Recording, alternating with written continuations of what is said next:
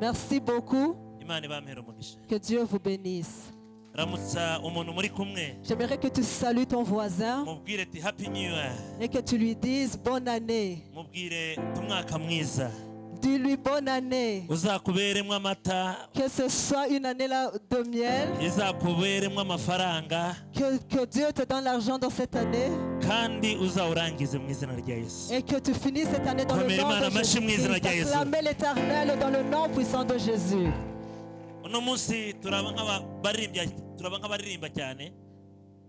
Aujourd'hui, nous avons vu qu'on a beaucoup chanté. Il y a une chanson que j'ai qui dit: je te porte sur mon dos, il n'y a rien qui va t'arriver, qui va t'atteindre. Amen. Nous, de notre temps, nous avons beaucoup chanté. Dis Amen. Dis Amen. Alors j'aimerais demander ceux qui travaillent au protocole qu'ils amènent ces gens qui sont assis là-bas à la porte. J'aimerais vous demander d'approcher ici devant. Quand on dit qu'on va donner du sucre, je sais que vous serez les premiers ici. Alors j'aimerais que vous quittiez cet endroit à côté de la fenêtre, que vous avancez devant. Alors j'aimerais aussi demander à ceux qui sont assis là-bas derrière de s'approcher ici au milieu. Ceux qui sont assis derrière, j'aimerais les appeler là devant.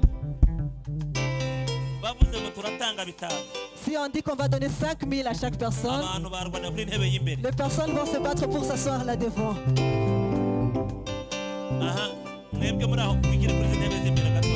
Alors ceux qui sont là, qui s'avancent devant. On ne veut pas voir en fait des chaises qui sont vides.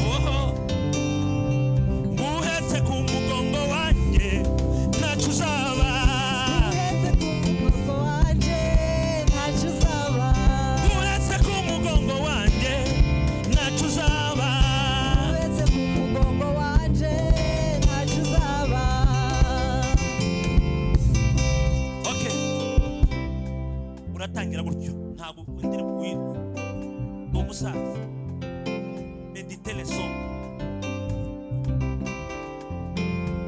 Haguruka.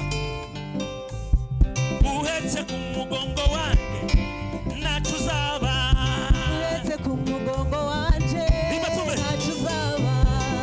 Agina baringi bangahe babiri muza basa. Alors je vais demander à deux chantres de venir là devant. Uhetse ku mugongo wanje we nachuzaba we. Uhetse ku mugongo wanje.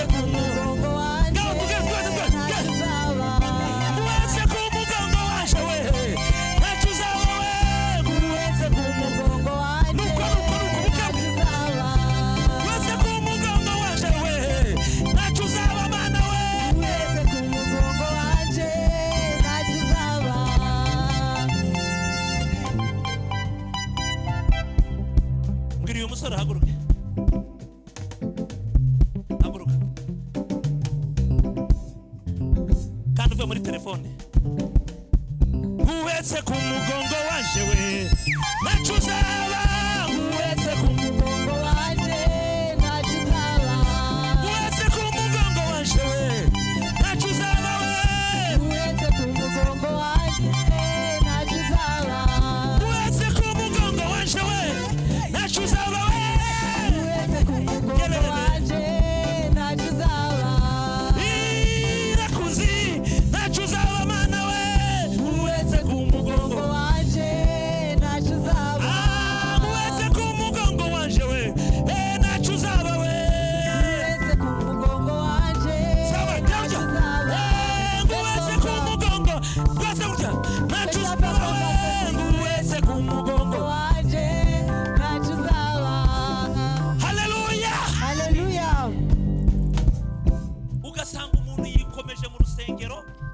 remarqué que quelqu'un ne se sent pas bien dans l'église. nta na bitanu afite mu mufuka Il n'a même pas 5 000 dans la poche. akaza arirakaje mu rusengero Et il vient avec un visage sombre en l'église. amadeni arakwishe Et tu as beaucoup de crédits. wadi n'imana ikagira icyo gukorera Et j'aimerais te demander de chanter pour Dieu qu'il fasse quelque vuga chose ngo pour toi. haleluya Que tu dises Alléluia. ugasanga umuntu zamura amaboko Et tu dis à quelqu'un de lever les mains, après je fais ça. seka Et quand tu lui dis de rire, il ne veut pas rire. imana ifite inzira zirenga igihumbi Dieu a mis ushobora kubyina ukabyina ukabyina imana ikagusubiza et que Dieu réponde à tes zamura prières. amaboko Alors lève tes mains. vuga ngo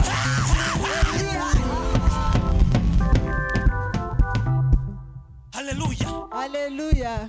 ugasanga umuntu wakonje wabaye umukonje Et tu vas trouver que quelqu'un a froid.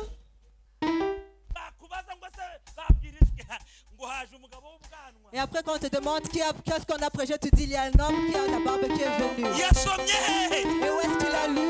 ngo ubwanwa Après la barbe. bwira umuntu uri kumwe Dis à ton mufate ukuboko voisin. mubwira ngo menya guhimbaza imana Prends sa main et dis-lui de savoir comment célébrer Dieu.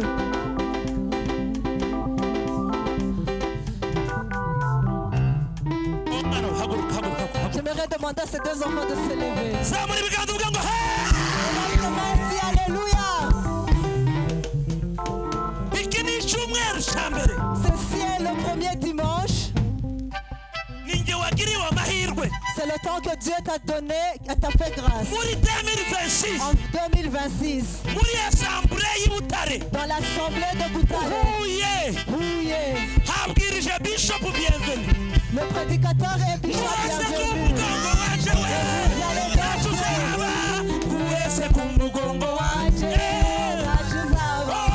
wese ku mugongo waje we ntacyo uzaba we wese ku mugongo zamura amaboko yawe ntacyo uzaba we wese ku mugongo waje we ntacyo uzaba we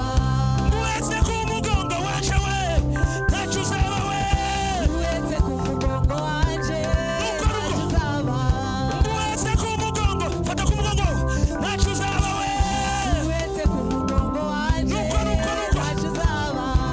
imana irakuzi ntacyo uzaba mana we wese ku mugongo waje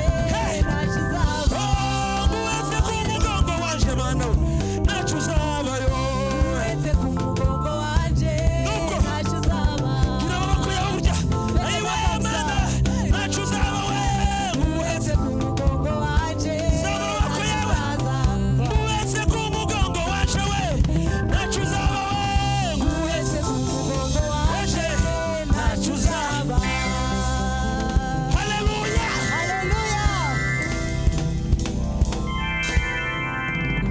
vuga ngo haleluya Dis Alléluia.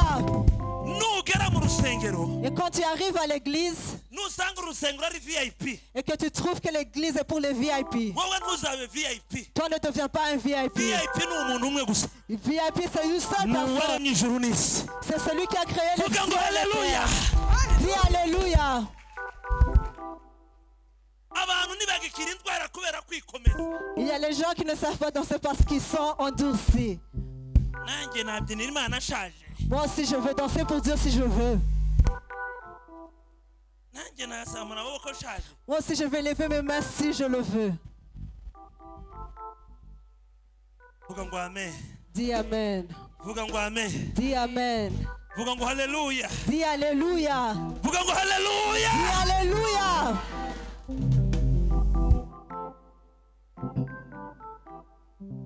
ibyo unyuramo nshuti n'iby'igihe gitoya ntibihoraho ibizatume uteshuka ngureke imana Imana idahemuka. Jya uyizera. yasezeranije yasezeranye Kwizabana nawe. no mu bihe nk'ibyo biruhije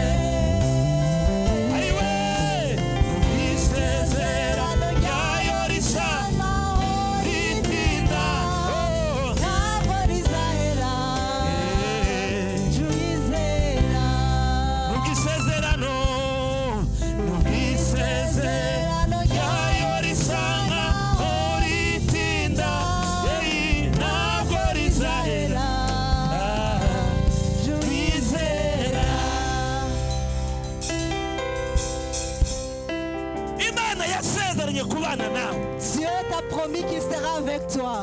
Vuga ngo haleluya. Dis alléluia. Ubwo mwamenyereye ubwiriza mwicaye, umwasha mbagira ngo mwicaye murahagarara. Vous êtes habitués à ce que quand on prêche, vous êtes assis. Aujourd'hui, vous allez vous lever. Dis alléluia. Dieu a promis qu'il ne va jamais te délaisser. Dis à ton ami de ne pas quitter les promesses sans avoir de raison. Dieu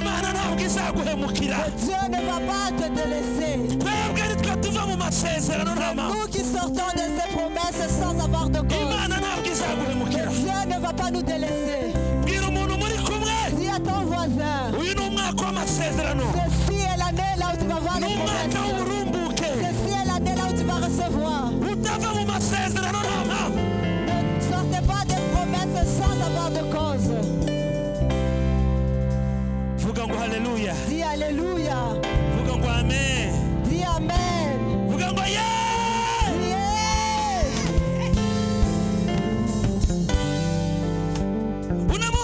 Aujourd'hui, je vais vous parler sur la deuxième opportunité, la deuxième chance. Je ne savais pas que je serais un bishop. J'étais un pauvre. Dis amen. Je n'aime pas les gens qui ne se réjouissent pas en Dieu. Dieu enlève de la poussière celui qui a porté des haillons, et Dieu le fait porter. Il y a une chanson que l'on chantait autrefois. C'est parce que peut-être les gens n'entrent plus en esprit.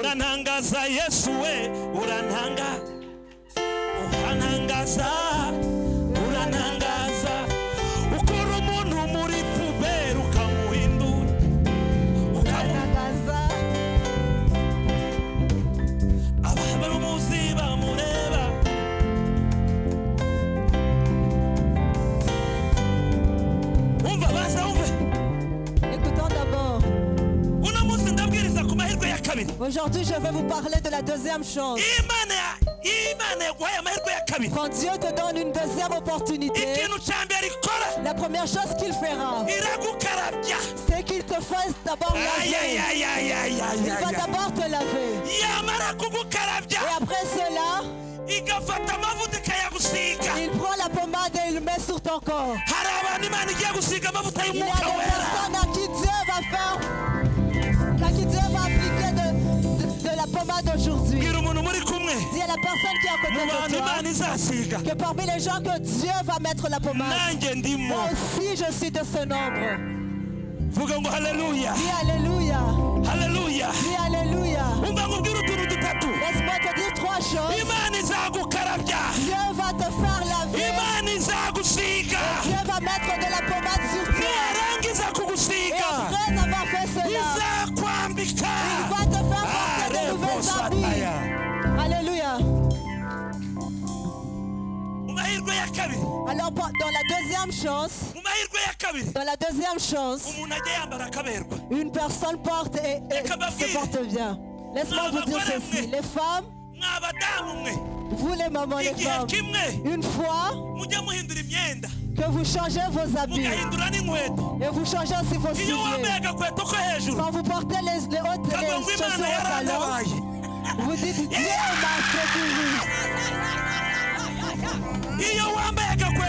Quand tu portes un soulier au talon, même ta démarche change.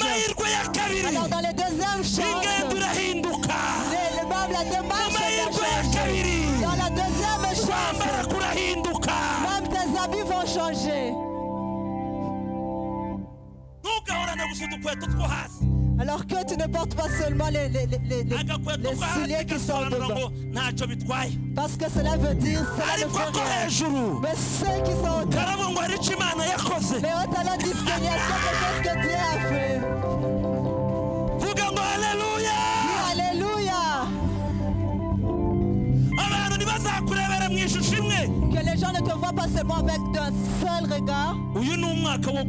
Ceci est l'année là où il y aura des changements. Que Dieu te donne la deuxième chance, la deuxième chance qui change ta vie. vuga ngo amen. Dis amen.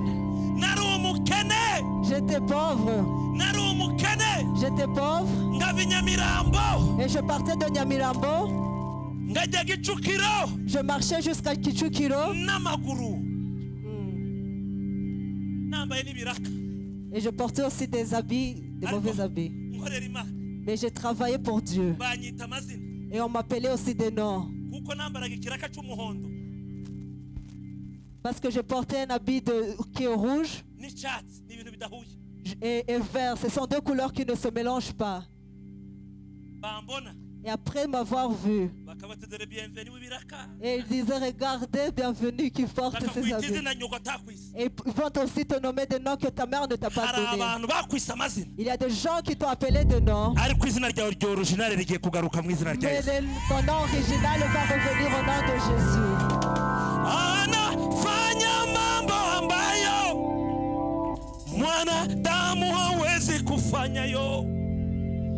Anatoa faraja ambayo mwanadamu hawezi kutoa. Haufananishwi na kitu kingine.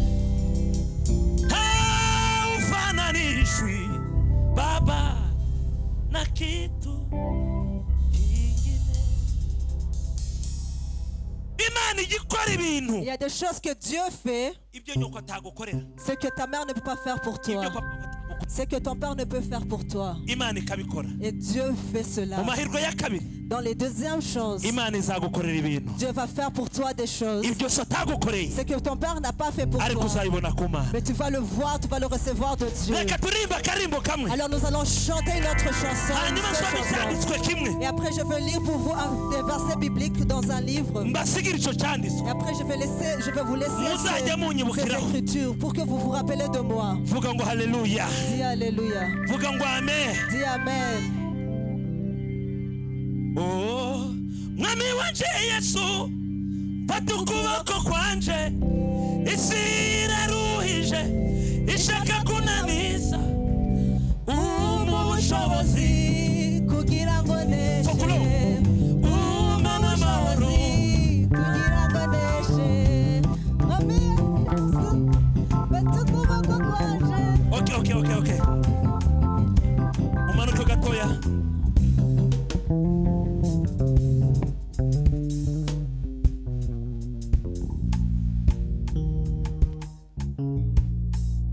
Keyboard infasha, please.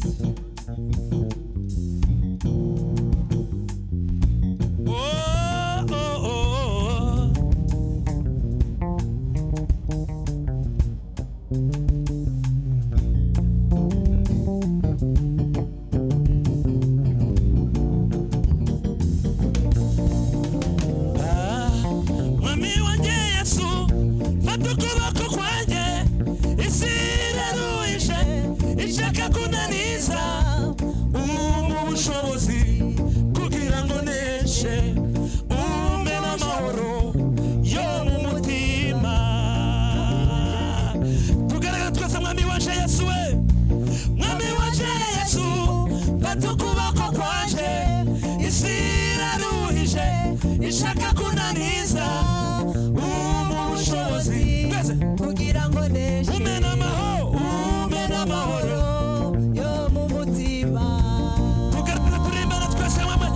mwami wanje Yesu, fata ukuboko kwanje, isi iraruhije, ishaka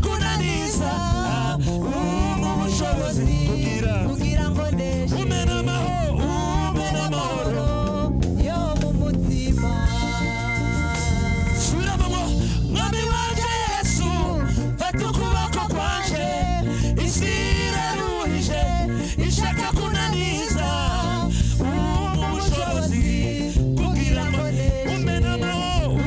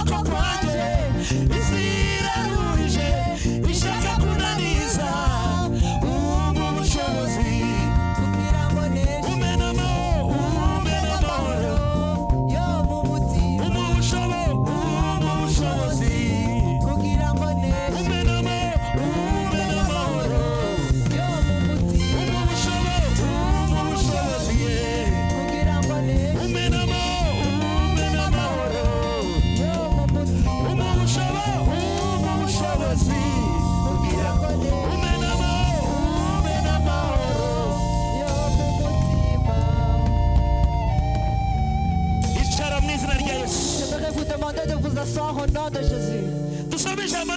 Nous allons lire la parole de Dieu. Le matin, nous avons lu dans le livre de Marc, dans l'évangile de Marc. Dis Amen.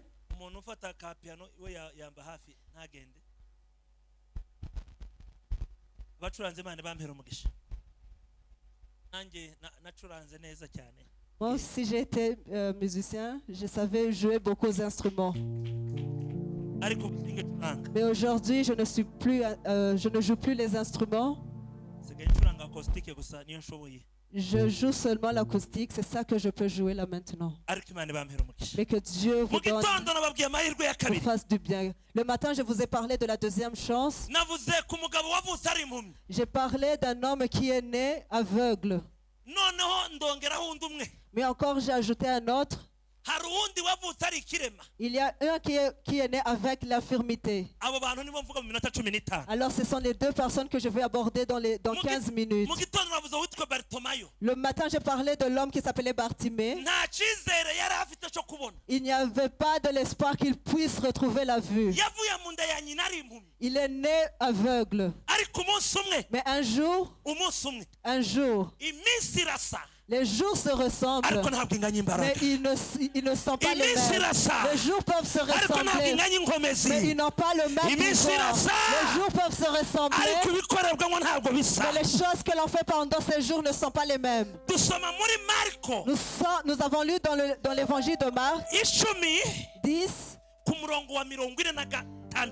au verset 46. Ici, je vais vous donner un résumé. Dis Alléluia. Dis à ton voisin qu'il a besoin d'une deuxième chance. Amen.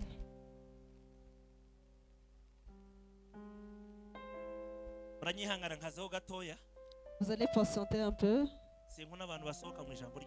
Je n'aime pas les gens qui sortent alors qu'on est en train de prêcher. Que Dieu vous bénisse.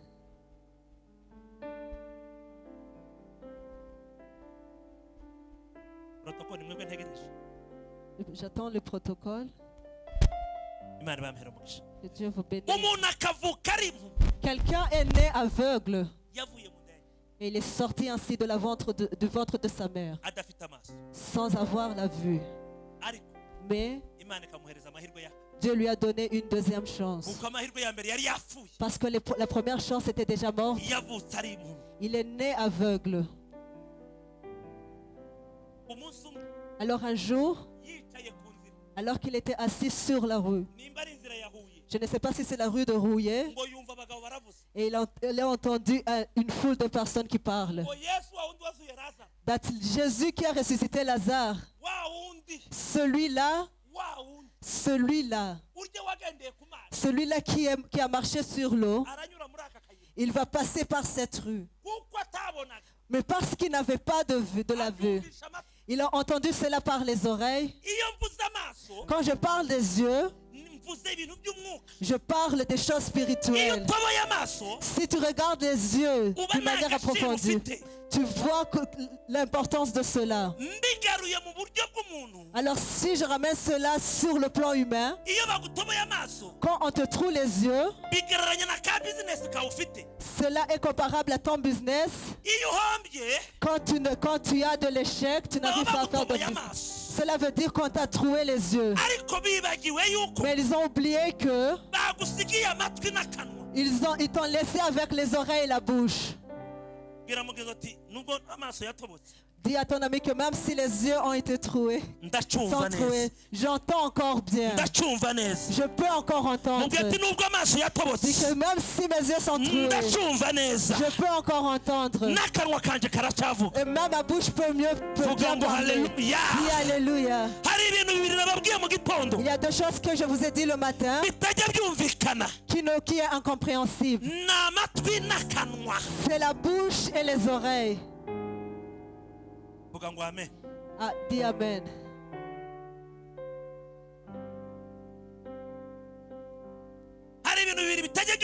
Il y a deux choses qui n'arrivent pas à s'accorder sur quelque chose.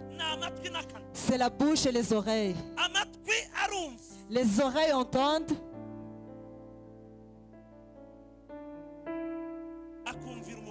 et entend pour le corps. Et après avoir entendu, et quand le corps a vu, la bouche mange.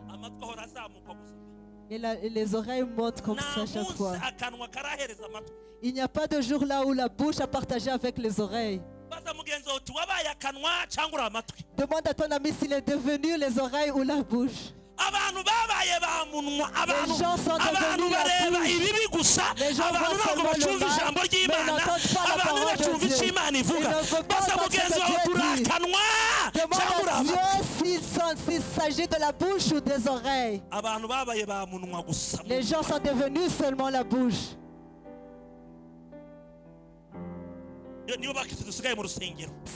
C'est là les chrétiens que nous avons dans les églises.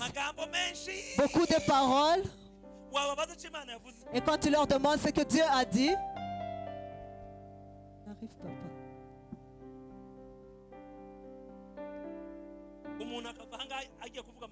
Et les gens sortent d'ici pour aller propager des informations. Et il va d'ici à Save à pied.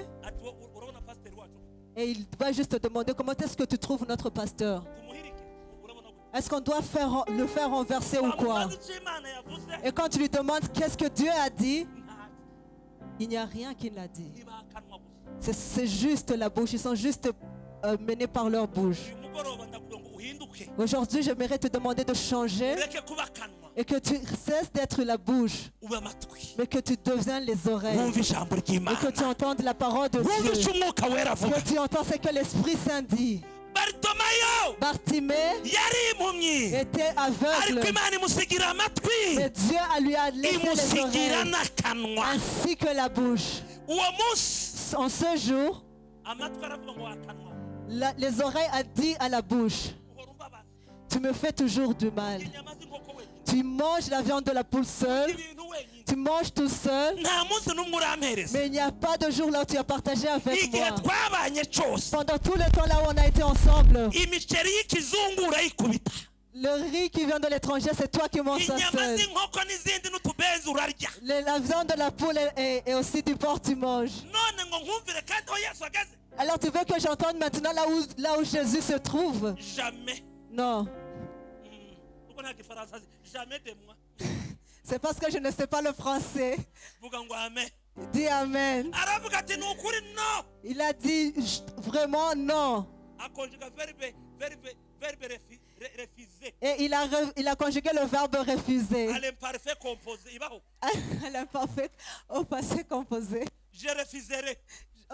Au futur, je refuserai. Alléluia. Dis Alléluia. Il a dit non. Et la bouche l'a supplié. Et a dit: l'homme qui va passer par là, j'ai entendu son histoire. Il a guéri l'enfant de Jairus. Moi aussi, quand il fera le verbe passer. Il y a un homme de chez nous. Moi je suis un Nyamulenge. On lui a dit de conjuguer le verbe être présent. Il savait juste un mot, après il a continué à cela. Et après il a dit: je suis. Tu suis. Il suit. Nous suivons. Vous suivez. Il suit. Dis Amen. Après il a dit: quand il passera par là, il ne peut pas me laisser comme je suis. Toi, la bouche, aide-moi. Les oreilles. Et a donné à la bouche la deuxième chance. Après il a écouté. Et quand Jésus-Christ s'approchait, les oreilles ont dit à la bouche: combat pour toi-même maintenant. Et après cela il a dit: voilà, il est là. Et après il a recommencé: Jésus-Christ, ton fils de David, aie pitié de moi. Jésus-Christ, ton fils de David, laisse-moi te dire ceci. Ta bouche t'aidera. Et la Bible dit que ce que tu créeras étant en vie, cela arrivera ainsi. Amen. Et ceux qui l'ont entendu, les bouches, les bouches dont je ne suis pas en train de parler, ceux qui étaient à côté de Jésus, ont entendu cela. Et même Jésus a juste fait semblant international pour qu'ils sachent ce que ceux-ci pensent. Après, ils ont couru vers l'homme. Ils lui ont dit silence. Garde silence. Garde silence. Toi qui es né aveugle, toi, est-ce qu'il y a quelque chose que Jésus peut faire pour toi? Silence. Les pasteurs qui sont ici,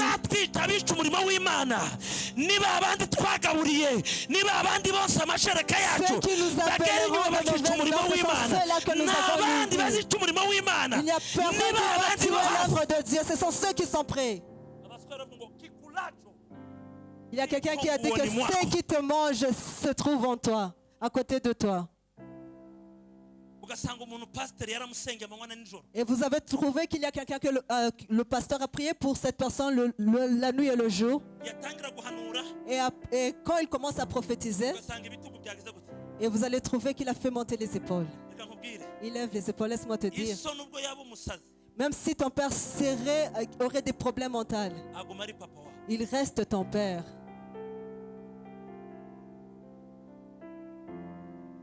Est-ce que tu as besoin de la deuxième chance? Écoute ce que Dieu te dit. Écoute ce que Dieu dit à l'église. Écoute ce que Dieu veut sur ta vie. Ceux-là lui ont dit de se calmer.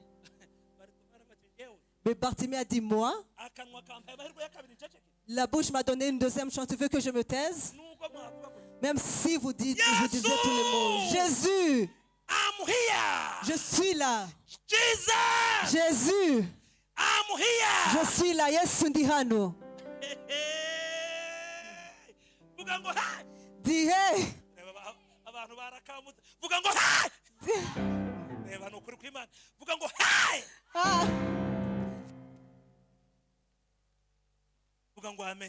Dis amen.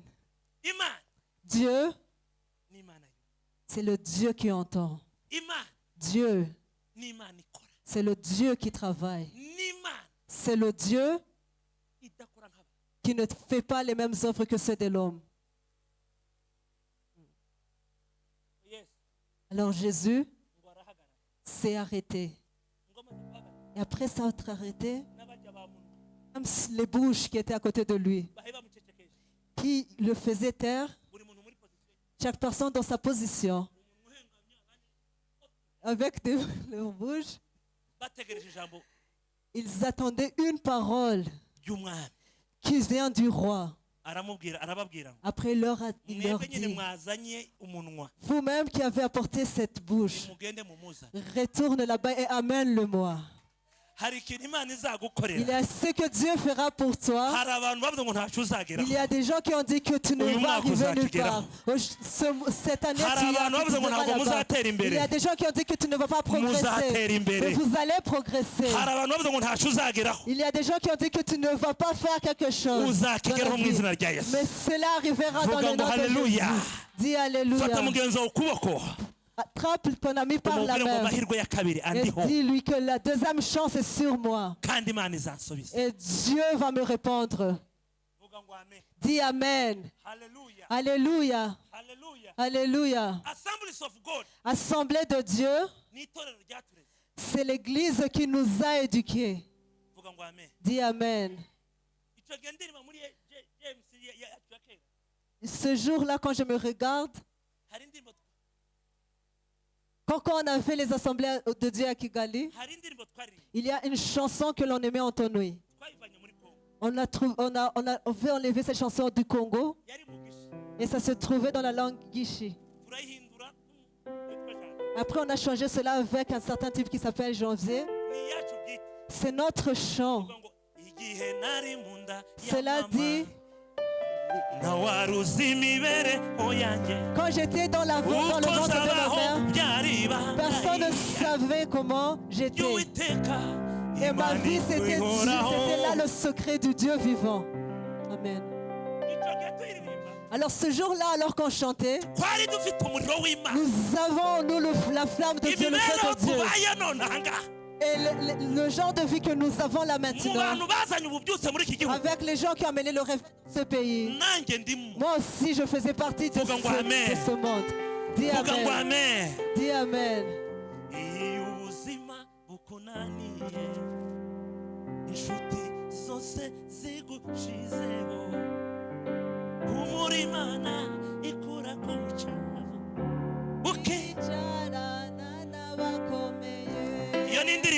Ceci est un chant. Nous avons chanté ce chant dans l'Assemblée de Dieu. Parce que la famille, parce que ma famille, quand je venais du Congo, nous sommes arrivés à l'Assemblée de Dieu. Alors mon oncle qui s'appelle Paul Gitwaza, c'est de là qu'il est arrivé. C'est lui qui suit ma mère, le deuxième enfant qui suit ma mère.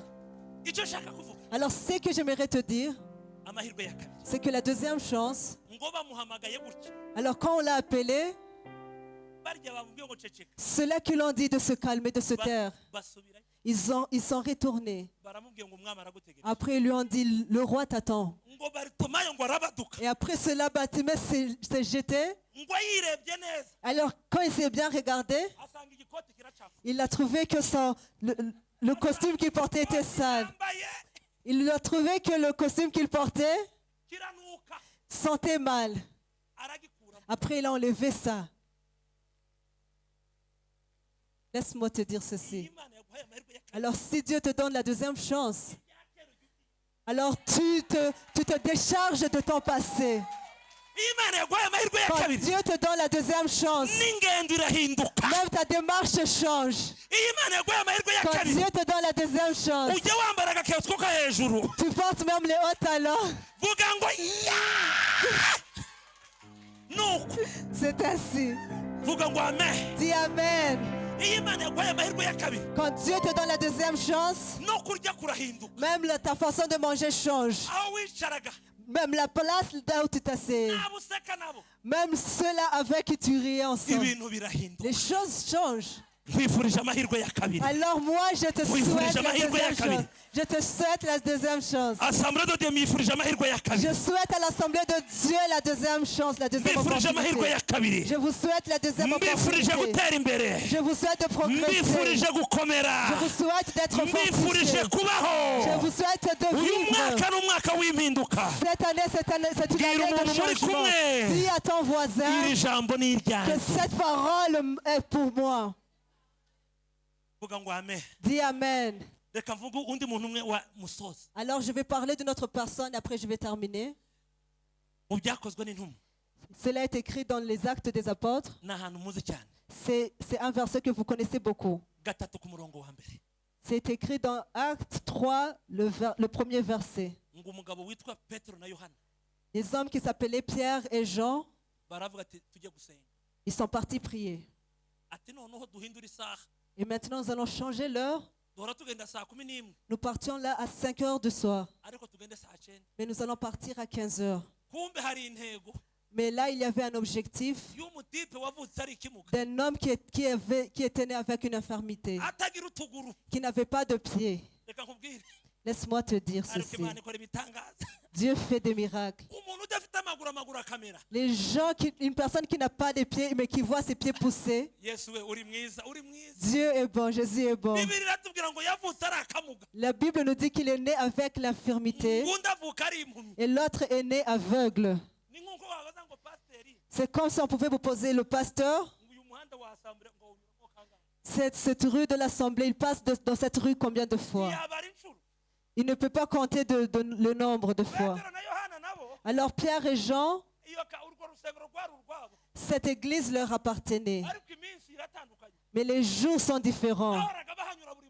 Chaque fois, ils donnaient des prophéties. Mais si le jour n'est pas encore là, demande alors à la personne qui est assise à côté de toi. Et dis-lui, tu as ton jour. Il y a un jour pour toi. Chaque personne a un jour pour lui-même. Chaque personne a un jour pour lui-même. Dis Amen. Alors Pierre et Jean ont porté leur costume. C'est comme vous me voyez, moi et mon père, nous portons les costumes. Et ils sont partis. Ils sont partis. Et alors quand l'homme qui avait l'infirmité les a vus, ce jour-là il a ri.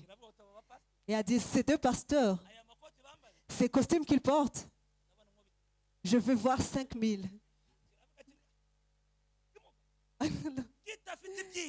Il n'avait pas de l'espoir. Il n'avait pas de l'espoir. Et son travail, c'était seulement de mendier. Et ne lui dis pas juste une histoire et penser qu'il ira quelque part. Tu peux dire à quelqu'un que Dieu va lui faire du bien. Après, il se rappelle de sa maison, de son foyer. Après, il dit, moi, avec le vélo, avec ces patates douces, laisse ça. Alors, cet homme boiteux, il n'avait pas de l'information qu'il pouvait retrouver, qu'il pouvait aller bien. Alors, il vit Bishop et moi. Après, il dit, ces hommes avec ces costumes, je vais trouver quelque chose, je vais leur demander quelque chose. Après, alors, Pierre et Jean se sont approchés de lui. Puisqu'il passait là plusieurs fois et qu'il était toujours là, alors ce jour-là, cet homme a souri envers eux. Après, il a dit, Pierre, ce costume, tu ne peux pas rentrer comme ça. Tu ne rentreras pas comme ça. Il faut que tu fasses quelque chose pour moi. Alors Pierre,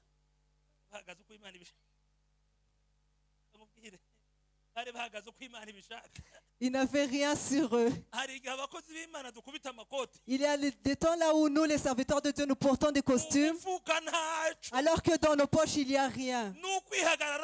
C'est juste à cause de notre ego, sinon il n'y a rien.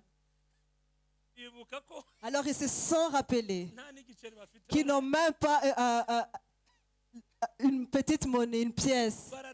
Après ils se sont regardés. Ils se sont regardés les deux. Et ils ont dit, nous n'avons pas de l'or, nous n'avons pas de l'or, nous n'avons pas de l'argent ni de l'or. Puisqu'ils sont sortis de leur maison avec rien. Même leur poche n'avait rien. Mais rappelle-toi que Pierre, que Jésus-Christ lui a dit qu'il construira sur cette pierre, que sur cette pierre il construira une église. Alors, puisqu'il n'y a pas de l'argent, une autre parole est venue. Et il a dit ça rapidement, sans toutefois croire que cela sera possible. Alors il a dit, il n'y a pas de l'argent, il n'y a pas de l'or, mais ce que nous avons, alors cet homme a ri. Mais ce que nous allons te donner cela. Après il a dit, puisqu'il n'y a pas de l'argent, ce costume et ce soulier, je vais garder ça avec moi. Mais ce que nous avons, nous allons te donner cela. Alors Jean s'est tu. Après il a dit, Pierre, tu as coupé l'oreille de quelqu'un alors que j'ai regardé, je te voyais. Alors ce que nous avons,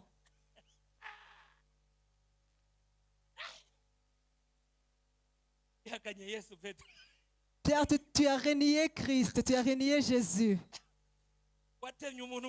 Et tu as coupé l'oreille de quelqu'un. Alors tu dis ce que nous avons. Est-ce l'épée? Dis Alléluia. Alors Jean a reculé un petit peu. Alors les gens, ceux qui commentent sur la Bible, c'est ce qu'ils disent. Et Pierre, sans avoir peur, il a dit, ce que nous avons, nous allons te donner cela. Dans le nom puissant de Jésus-Christ de Nazareth, dans le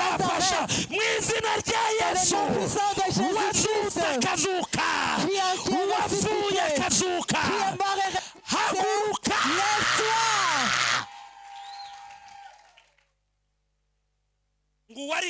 Alors celui qui boitait, les pieds ont commencé à bouger. Il y a des choses qui sont mortes qui doivent bouger. Il y a des choses qui sont mortes qui doivent bouger. Dis à ton voisin, c'est à moi qu'on donne l'information, il n'y a pas d'autre personne. Dis alléluia. Il y a des affaires qui sont mortes, qui doivent bouger. Il y a des choses qui se sont éteintes, qui doivent sortir de là. Il y a des choses qui se sont éteintes, qui doivent encore marcher. Dis à ton ami, ça doit marcher. Au nom de Jésus. Amen. Alléluia. Alléluia. Amen. Amen. Alors celui qui boitait, je vais terminer. Celui qui boitait, ses pieds ont commencé à bouger. Alors quand ils ont commencé à bouger, ils n'étaient pas très forts. Ils n'avaient pas de force dans les pieds. Alors écoute la deuxième chance. Et Pierre a touché sur ses pieds. Et cela commence à bien. Il y a des affaires qui ne sont pas que Dieu va fortifier. Il y a des affaires qui ne sont pas fortes. Il y a des choses que Dieu va fortifier. Tes enfants vont retrouver la force. Ta famille va être fortifiée. Tes affaires vont être fortifiées. Dans le nom puissant de Jésus-Christ. Acclamez l'Éternel en criant vers lui. Amen. Alors je vous ai donné la deuxième chance. Ici c'est dans une famille. Mais quand je reviendrai, si ce ne sera pas encore la fin de l'année, mais je veux trouver que les choses se sont faites. Je veux trouver que cette parole est déjà accomplie. La deuxième chance, alors, quand ses pieds sont devenus forts, il ne savait pas marcher. Et après, il a regardé Pierre en train de bouger le pied. Il a vu Pierre lancer le pied, lui aussi il a lancé le pied. Il a vu que cela marchait. Dis Amen. Alors quand il a lancé le deuxième pied, il a vu que cela marchait aussi. Il y a des choses là qui ne marchaient pas, qui vont maintenant marcher. Alors Pierre et Jean, ils avaient leurs chaises. Alors là où je veux m'arrêter, souvenez-vous qu'il y avait des gens qui levaient cet homme boiteux et qui le laissaient là. Alors la nuit, ils reprenaient l'homme. Ce n'était pas la pitié, mais c'est parce qu'il mangeait de ce dont il avait mendié. Alors quand il trouvait qu'il avait 5 000, il mangeait 4 000 et lui laissait 1 000 francs. Et ils se sont réjouis de cette vie. Alors ils sont revenus à 17 h. Et ils ont trouvé l'homme à 15 h. Parti, il s'est levé, il est parti. Alors la parole que j'aimerais que tu gardes, une parole de sagesse. Il y a des gens qui t'ont laissé un endroit et ils ont pensé que tu y allais mourir là-bas. Ils ont trouvé que tu as déjà marché. Ils vont trouver que tu es prêt. Ils vont trouver que tu as progressé. Ils vont trouver que tu as fait quelque chose pour toi. Ils vont trouver que tu as fait quelque chose pour toi. Dis alléluia. Il y a ce que Dieu a fait dans ta vie. Que Dieu te bénisse. Que Dieu étende tes frontières. Que Dieu fasse tes larmes. Il y a quelqu'un qui avait dit que tu n'allais pas atteindre quelque chose, mais cela se fera au nom de Jésus. Il y a des gens qui ont dit, là où on l'a laissé, l'assemblée de Dieu, ils ne vont pas progresser. Ils vont trouver qu'on a déjà parti. Ils vont trouver qu'on a progressé. Ils vont trouver que Dieu a fait quelque chose pour nous. Ils vont trouver que Dieu a relâché parole sur nos vies. Dis Touche à quelqu'un et dis-lui. Touche à quelqu'un et dis-lui. Cette vie dans laquelle tu te trouves, ce n'est pas dans cette vie que tu vas mourir. Il y a une seconde chance. Il y a une seconde chance. Il y a une seconde chance. La vie dans laquelle tu te trouves va changer. La vie dans laquelle tu te trouves ne sera pas ainsi pour toujours. Nous n'étions pas ainsi dans le passé. Je suis né à Uvira, un endroit qui n'est pas très chic. Mais je ne savais pas que j'allais monter dans l'avion. J'ai juste étudié un peu d'école. Ma mère et mon père sont des pasteurs. Des pasteurs d'une manière négligeable. J'ai vu l'enfant du pasteur ici. Mais j'entends Dieu me dire qu'il va lui donne la seconde chance d'aller à l'étranger. Parce qu'il va devenir un pilier de cette église. Alors cet homme, c'est un homme qui aime prier. C'est lui qui nous a éduqués. Nous sommes venus ici alors que nous étions des enfants de la rue. Nous ne savons pas que nous deviendrons des pasteurs. Nous avons juste goûté au succès de chanter, d'être des musiciens. Mais nous ne savions pas que nous deviendrons des pasteurs. Mais Dieu, c'est que tu deviendras, même si tu es dans la fosse, Dieu t'enlève de là. Moi, je ne pensais pas que je deviendrais un pasteur. Je savais jouer aux instruments très bien. Et j'entendais que c'est là qu'était mon succès. Et quand je chantais, personne ne pouvait répondre à cela. Mais Dieu, quand il veut te donner une deuxième chance, il le fait quand ton père et ta mère regardent. Dis Amen. Alors quand ils sont venus le voir, le trouver, ils ont trouvé que l'homme était parti depuis 15 heures. Et après ils ont abandonné. Il y a des gens qui nous ont mis dans des positions, en pensant que nous allons mourir ainsi. Mais Dieu, il est en train de préparer une autre position pour nous. Alors ils sont partis. Pierre et Jean, ils avaient leurs chaises. Ils sont partis. Ils sont arrivés à l'Assemblée de Dieu. Ils ont trouvé leurs chaises devant. Alors l'homme qui boitait a regardé. Après il a dit, ici il n'y a pas ma chaise. Et après il est monté jusqu'à l'autel. Alors ceux qui célébraient Dieu, alors écoutez, il y a ceux qui l'ont dit de se calmer, ceux qui l'ont insulté.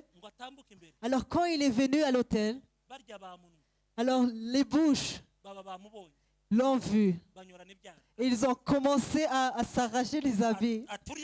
Après il dit, celui-là n'est-ce pas l'homme qui boitait? Regarde, est-ce que ce n'est pas lui qui était assis à la porte?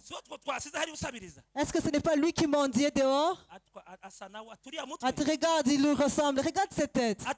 Regarde la tête. Il ne pouvait pas dire, il disait regarde. Regarde cette tête et cette bouche.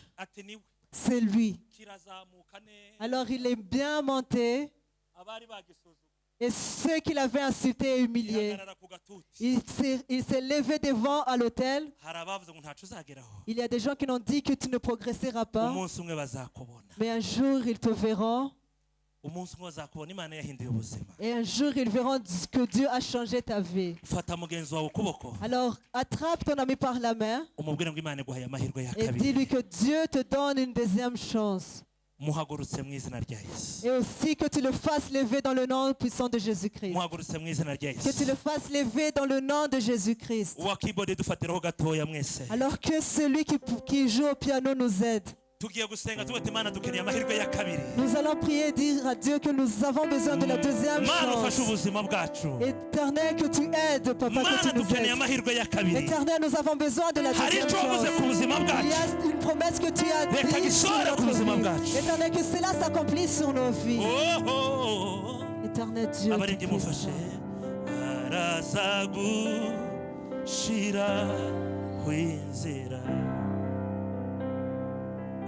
Arazagu shira inzira areba kuraho nabasha kurora zahora miringira areba kure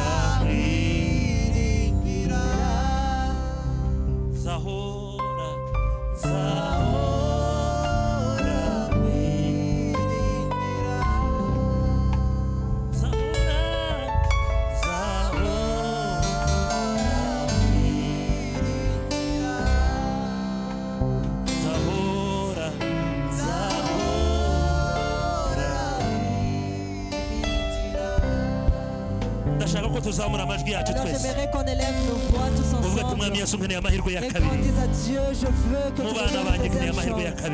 Éternel, que mes enfants, tu leur donnes la deuxième chance. Éternel Dieu tout-puissant,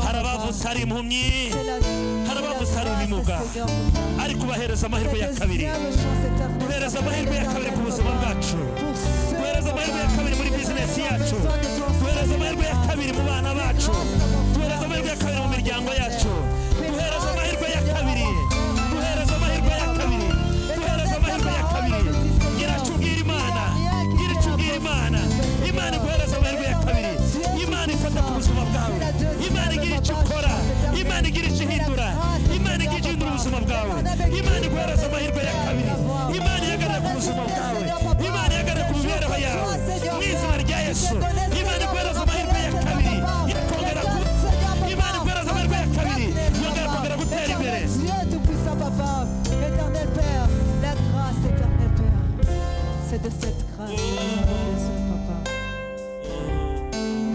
Amen.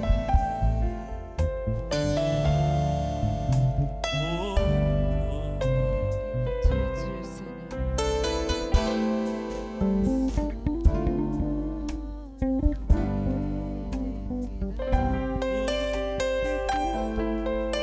Sokwa